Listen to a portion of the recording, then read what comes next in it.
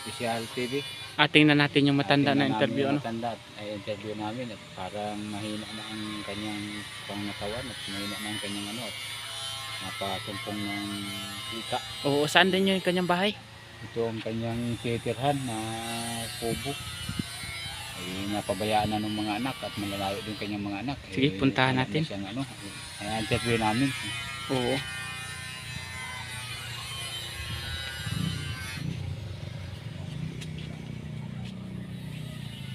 Magandang umaga lo. Oh, magandang umaga. Kayo. Magandang umaga po. Ay pagkwentuhan. Ito po pala yung bahay mo. Dito ko po natulog ano po. Dito po siya nakatira sa ilalim. Dito po siya. Pwede pong pasilip dito sa kwarto mo. Ha? Dito silip. Yan po pala yung kanyang kwarto ay oh. Yan. Dito po siya na nakatira. Oo. Dampa na ito. Si Lolo Ote Lorida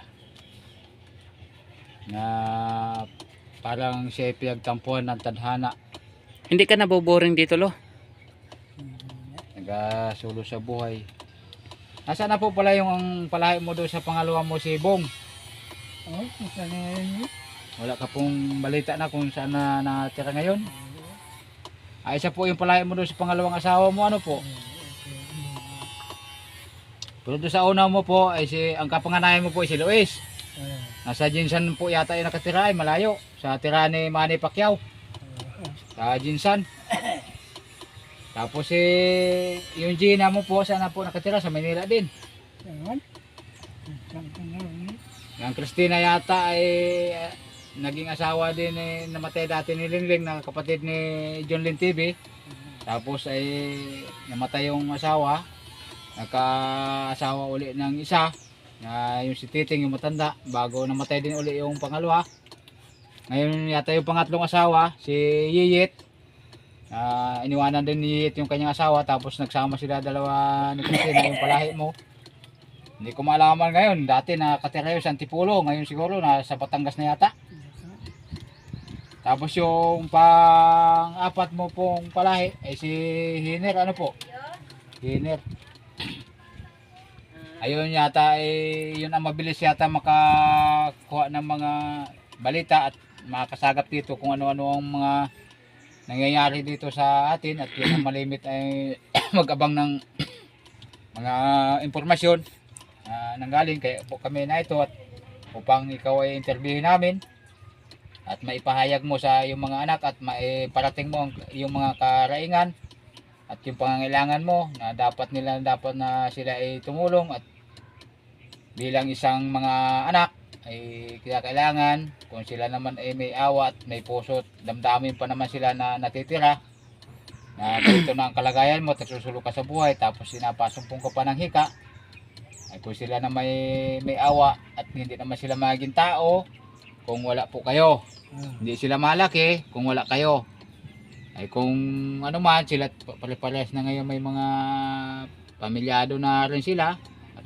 sila ay naroon sa mga malalayong lugar ngayon po ay pwede ka pong manawagan sa kanila at makakarating po ang hinaing mo sa iyong mga anak kung ano yung panawagan mo magsalita ka lang po at humarap ka lang po dun sa camera at yun po ang magiging daan sa aming channel na Rolly Official TV yung hinaing dahil sa iyong mga pangangailangan kung ano yung panawagan doon sa gusto mo iparating sa mga anak mo sige po tay luluti magsabi ka na manawagan ka doon sa mga anak mo ayan magsalita ka lolo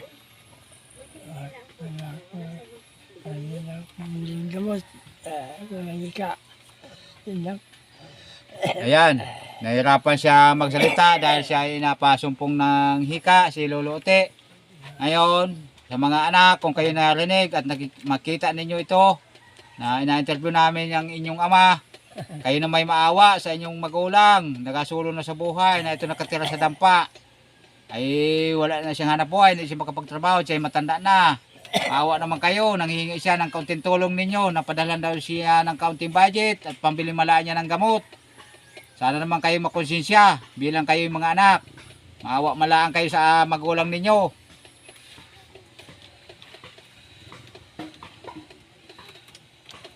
At yung matanda na, hindi na makapagtrabaho yung magulang ninyo. Hindi ka po nagkain, patay? Ah, Hindi ka po nagkain? na. Kanin? Wala naman. Kayo naman may luwag-luwag naman kayo sa buhay. Eh, kahit malaan pang maintenance, malaan na pambili ng gamot ng magulang ninyo. Kung maaari, daw siya ay nanghihingi sa inyo ng pambili malaan ng gamot. Kahit gamot na lamang. Ito po mga mga suporta. Ako po'y nagbablog po at para po makatulong kami tulad po sa sitwasyon ni tatay, sapagkat kami po ay kulang din po sa pinansyal. Ang tanging pamamaraan lang po namin para makatulong po kay tatay, iabot po sa mga manunood ang ating problema ni tatay, na kung saan ay siyang pinabayaan din ng mga anak. Kahit po gaano po kasama sana po ang ating tatay, ay wag po natin kalimutan, sapagkat hindi po si tatay ay wala din po tayo. Kaya sana po ang ating bilang magulang ay pahalagahan po natin hanggat buhay pa po sa ating mundo, sapagkat siya po ay pag nawawala na po ang ating mga tatay, hindi na po natin maibabalik at maibabawi po ang ating mali at yung pagkukulang bilang alagaan ng isang tatay. Kaya ang tanging paraan ko lang po ng aming team na Rolly Official TV at Junlin TV po, ito po yun ang tanging pamamaraan upang maramdaman po ninyo na kahit kami po ay pinahalagan po namin ang bawat buhay ng isang tao. Kaya sana po kung sino man lang po ang gustong may taos puso na magpapadala man lang po na kahit mga ilan lang sa Gcash natin sa ating nakapin dito sa ating channel, pwede naman po kayong magbigay kahit po nas papiso-piso. Maiipon po yan at makakabili na po siya ng tinapay.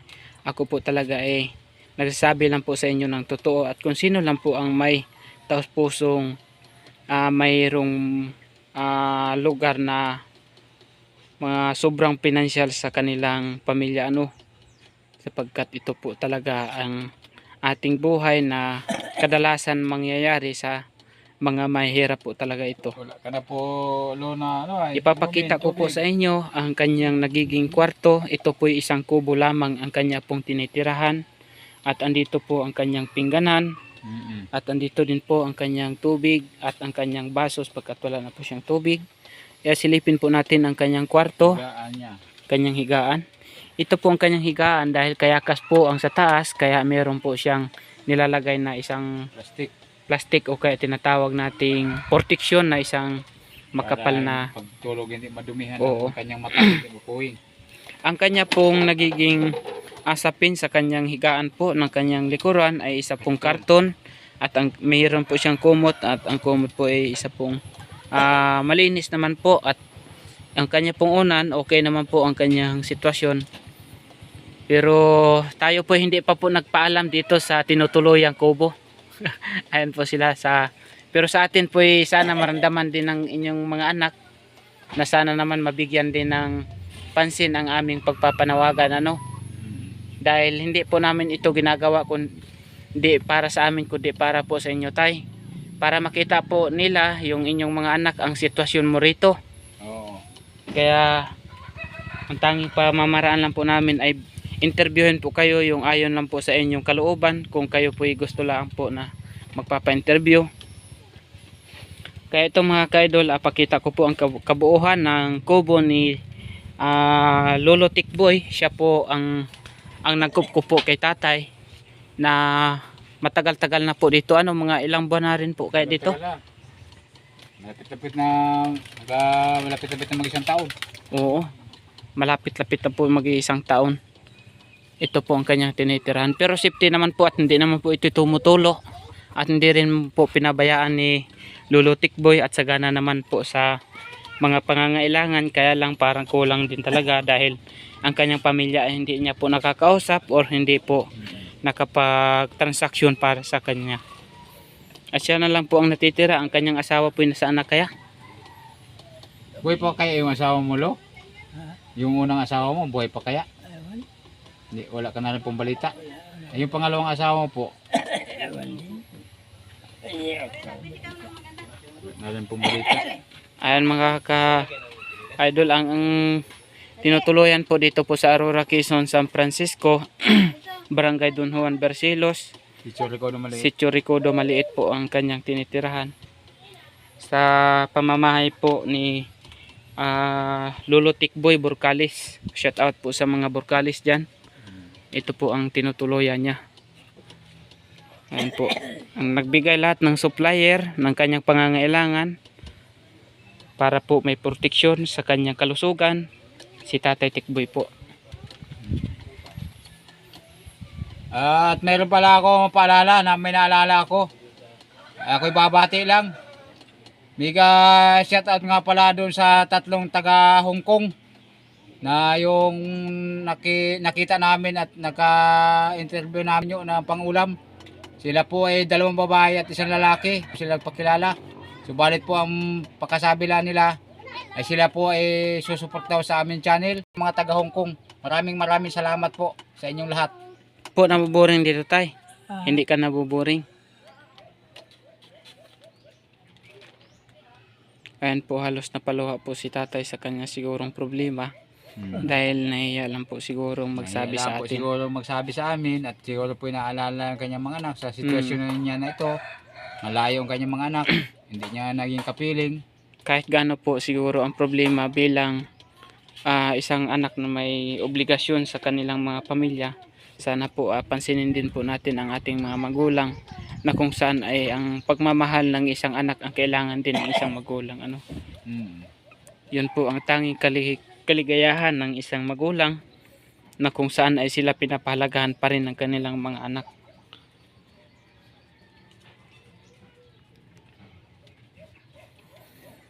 Ayan mga ka-idol ang kanyang tinitirahan. At hanggang dito lang po ang ating video. Nag-maintenance ka pa po ng gamot? Nagainom ka ng gamot? wala na. Wala na. Sa butamol. Yan. Luis, Wala kang bilis. ikaw daw yung anak na panganay. Gina, Christina, Inir. Ayan, nananawagan ang inyong ama.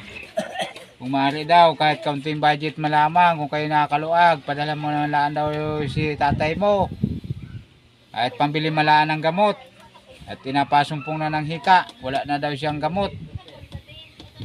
Ito Maawa na, naman kayo. ito na po yung pagkakataon bilang isang anak na makakabawi sa mga magulang.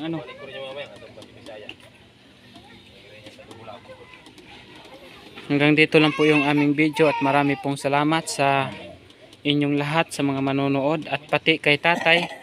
Maraming salamat sa iyo tay, na laksan mo lang ang iyong kalooban para tayo ay maging malakas. Lagi isipin na po natin na malakas tayo bilang para sa ating sarili.